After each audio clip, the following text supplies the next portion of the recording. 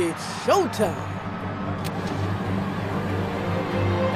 Welcome to WatchMojo, and in this installment of Versus, we're pitting Disney against DreamWorks. Both of these studios have had their ups and downs, their controversies, and timeless classics. But which of America's animation titans comes out on top? Find out our answer in this deep dive into the company's offerings, 2D, CGI, and everything in between.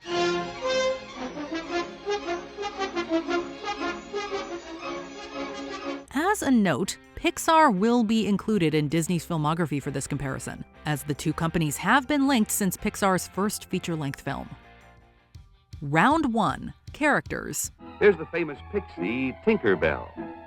On the stage, she could be seen only as a moving light. Now, at last, she had a chance to show her personality. A good animated family film is nothing without its characters, and Disney has some of the best. From Mickey Mouse to Elsa, the studio has created a wide array of iconic creatures, heroes, and princesses that have stood the test of time, connecting with generations of kids and adults alike.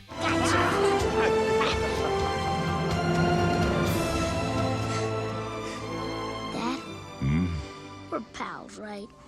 Right. Earlier characters like the Fab Five appealed to the masses with their charming simplicity, while modern Disney offerings have opted for a more personal approach, creating increasingly relatable characters with moving emotional journeys. You are the one you've been waiting for all of my life. Show yourself. Setting the company apart, Disney has also managed to keep their creations alive in the public imagination with character-focused crossovers like the series House of Mouse and their 100th anniversary special Once Upon a Studio. DreamWorks has only been in the animation game a little over a quarter of its competitor's century-long history, but that hasn't stopped the studio from making plenty of memorable and layered characters. Layers! Onions have layers. Ogres have layers. Onions have layers. You get it. We both have layers. The studio's penchant for building franchises allows audiences to really get to know their film's protagonists. On occasion, DreamWorks has even faithfully adapted characters from modern children's novels, bringing pre-existing favorites to the big screen for the first time ever.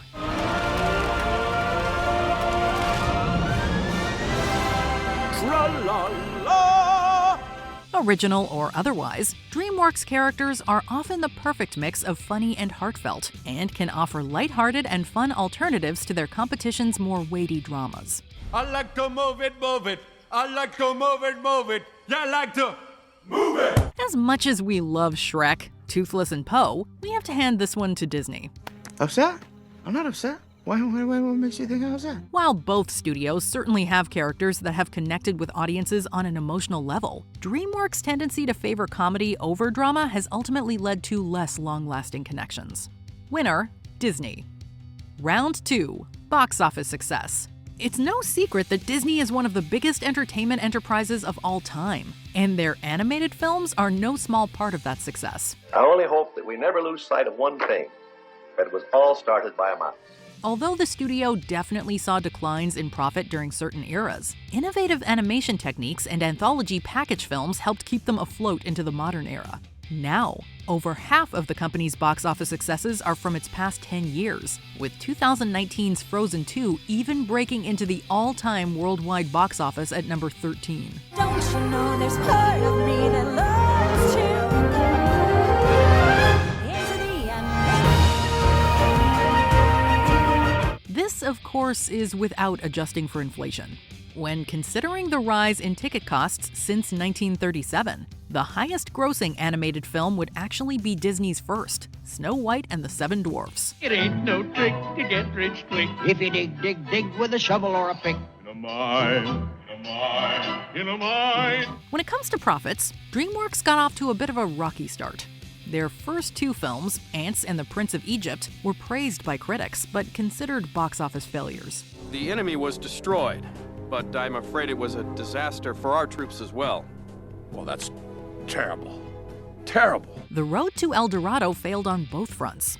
Thankfully, their collaboration with Aardman Animations titled Chicken Run would go on to become their first big success story, earning the title of highest-grossing stop-motion film, a title it still maintains to this day. Just go with the flow, solidifying their status as a studio to watch. They would follow up this hit with the beginning of what is now their most well-known and profitable franchise, Shrek. Its sequel would become DreamWorks' highest-grossing film.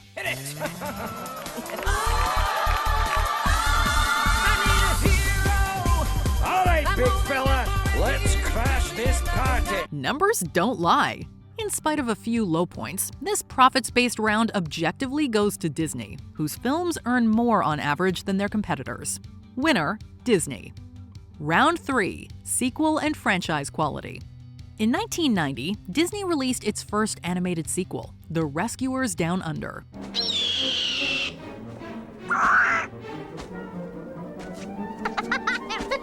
It received generally favorable reviews. Shortly after, Disney Toon Studios became a hub for churning out Disney sequels, with most released direct-to-video.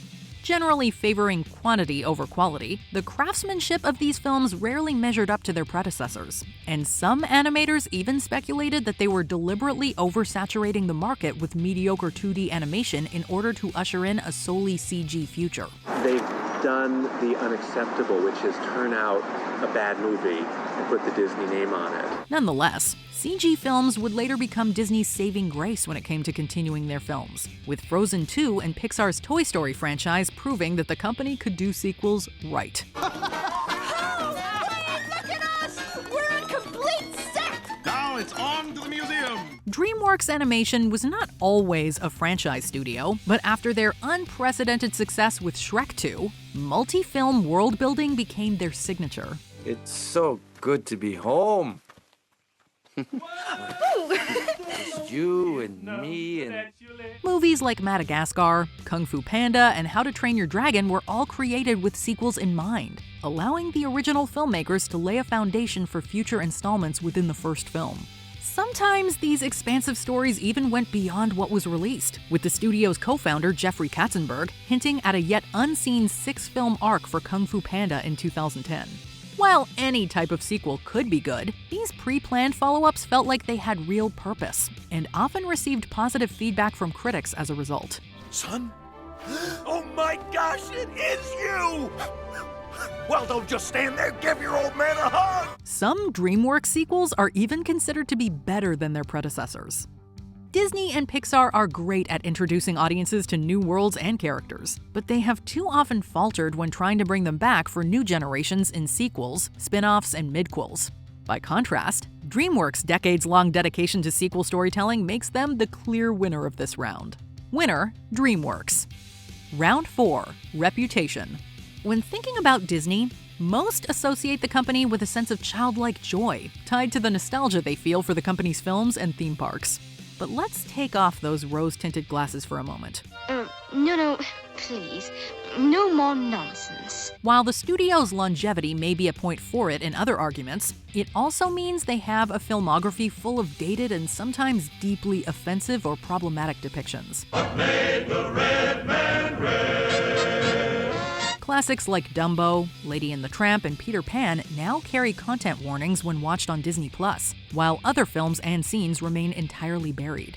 While it's true Disney has gotten better about representation in recent decades, are the Mouse House's efforts really good enough? Dos oruguitas enamoradas pasan sus noches y madrugadas. Let's face it, DreamWorks isn't perfect either. Snap your fin right on the... Snap it. Oscar. You're not snapping it. Oscar. Oh, hey, don't sweat it, Sykes. A lot of white fish can't do it. While Spirit, Stallion of the Cimarron, and the Prince of Egypt were largely praised for their representation of people of color, The Road to El Dorado was met with criticism for the over-sexualization of its female lead. That said, the studio's steps towards positive representation of all kinds has been admirable. Madagascar has set quite a high bar and quite a high standard as far as animation and sign language. We see deaf and hearing characters collaborate and communicate. 20 years after Pixar's Toy Story, DreamWorks Home surprisingly earned the distinction of being the first CGI film with an African-American lead. The fact that she was a modern girl kids could relate to was not insignificant. She is so amazing.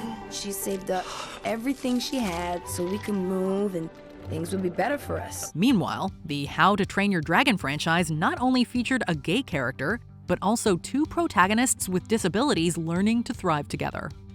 DreamWorks has not been without controversy, but Disney's long, troubled history with marginalized communities has undeniably adversely affected its reputation in recent years. It also helps that DreamWorks has a different name than its parent company, separating the animation studio from CEO decisions. This round is theirs. Winner, DreamWorks. Round 5, Relatability for Adults.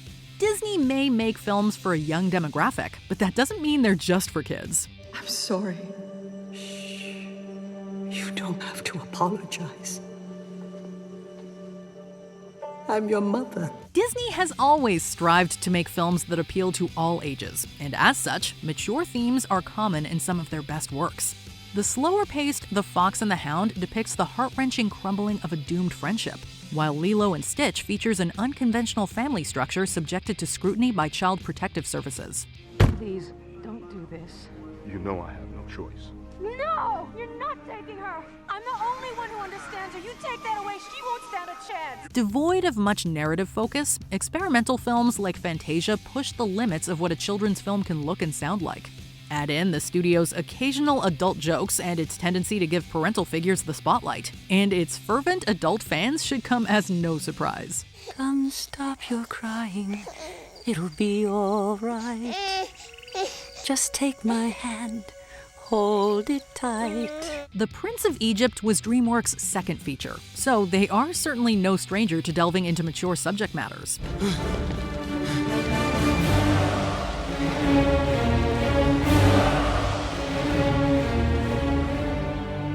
The 2022 Puss in Boots film was even praised for its frank depiction of a panic attack. Nonetheless, the studio is more strongly associated with its kid-friendly comedies that contain overt adult humor. My tenders. Unlike Disney, whose jokes for an older crowd are typically more subtle, DreamWorks rarely plays it safe. And their fans love them for it. Between Boss Baby's Bottle Cocktail and Marty's Almost Swears in Madagascar, DreamWorks offers plenty of gags specifically aimed at the adults in their audience. Oh, sugar honey iced tea. While both studios have films that adults can both relate to and appreciate on a different level than younger fans, Disney's tendency to tackle complex subject matter in a way that is approachable for children is admirable. This round goes to them. Winner, Disney. Round 6, Faithfulness to Source Material. When looking through Disney's vast filmography, you will find that the majority of their features are based on pre-existing works. The fairy tales are pretty obvious in this regard, but some may be surprised to learn that films like Bambi, The Rescuers, and even Meet the Robinsons are also adaptations. Nothing is set in stone. You gotta make the right choices and keep moving forward. The studio often takes a lot of liberties with these works, sanitizing the reality of stories like The Hunchback of Notre Dame and The Little Mermaid. Even Hercules makes the gods out to be far more likable than their mythology suggests.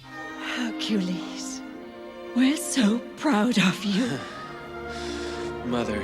This has gotten Disney into trouble when they adapt real-life stories such as Pocahontas. Their decision to make the movie into a love story is still baffling, to say the least. If you kill him, you'll have to kill me too. Daughter, stand back. I won't!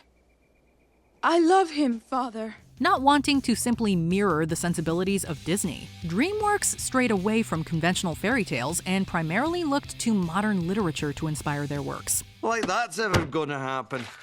What a load of... The exception, of course, being The Prince of Egypt, which adapts the Book of Exodus. Shrek and How to Train Your Dragon take a few liberties with their source materials, particularly in their sequel films. But movies like The Bad Guys and Captain Underpants serve as more straightforward adaptations. This is where the magic happens. Not like actual magic. No, we're not practicing the dark arts. No, here we just hang out and make comics and try to make each other laugh. Because their sources are both easily accessible children's novels, it made sense to translate them more literally, as the studio's target demographic might already be familiar with the characters and story. Thankfully for DreamWorks, these careful considerations have led to them facing fewer criticisms for their adapted works. I was going to be a little more technical, but you got the gist of it. If you ever want to see your work immortalized in animation, DreamWorks seems like a far better option than Disney. While the changes Disney makes to the source material of their films work in their favor more often than not, the times they haven't worked have been not good. For playing it safer with other people's stories, DreamWorks undeniably wins this round. Winner, DreamWorks. Oh, sorry. Oh, Alex, what'd you do? No, stop. It's okay. Before we continue, be sure to subscribe to our channel and ring the bell to get notified about our latest videos. You have the option to be notified for occasional videos or all of them. If you're on your phone, make sure you go into your settings and switch on notifications. Round 7. Animation Innovation. In regards to animation innovation, Disney presents a bit of an unfair fight. The studio is, after all, credited with making the first feature-length cell animated film and helped Pixar in their development of the first entirely computer-animated feature film. You gon' see it's our destiny. You got a friend in me. Without these releases, animation as we know it today might look a lot different. But Disney didn't stop there. Lady and the Tramp started out as being full screen, but the popularity of CinemaScope had taken place, and Walt said, hey, we got to make this in CinemaScope. Throughout their history, they have developed the multiplane camera, xerography, and a post-production digital program known as CAPS, which made scenes like The Lion King's wildebeest stampede possible. Films like Elemental continue to push boundaries in animation, challenging animators to create a whole new kind of character look and feel. You shine like forever, I surrender. DreamWorks may not have been able to make as big of a mark on the animation industry as Disney in their 2 decades of existence, but they've still made some considerable contributions. Being able to manipulate the characters in their costumes and in their environments takes the guesswork out of the equation. It's fun to be in this software, and I'm not limited by technology, I'm limited by my own imagination. Shrek is by far their most revolutionary film. Not only did it inspire the Best Animated Feature category at the Academy Awards, but it also laid the groundwork for all of the CGI films that would come after it. You're an ogre. Oh, you were expecting Prince Charming. The most recent entry in its franchise was similarly innovative.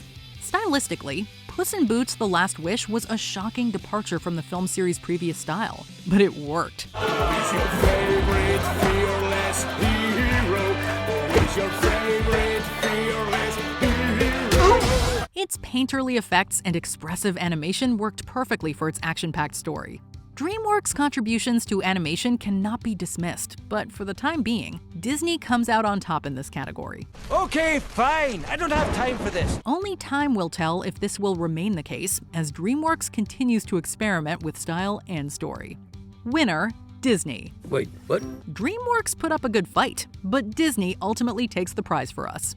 Their contributions to the animation medium and culture as a whole are just too great to ignore.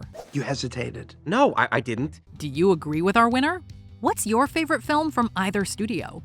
Let us know in the comments below. To be a true hero, kid, is a dying art. Like painting a masterpiece. It's a work of art. Did you enjoy this video? Check out these other clips from WatchMojo, and be sure to subscribe and ring the bell to be notified about our latest videos.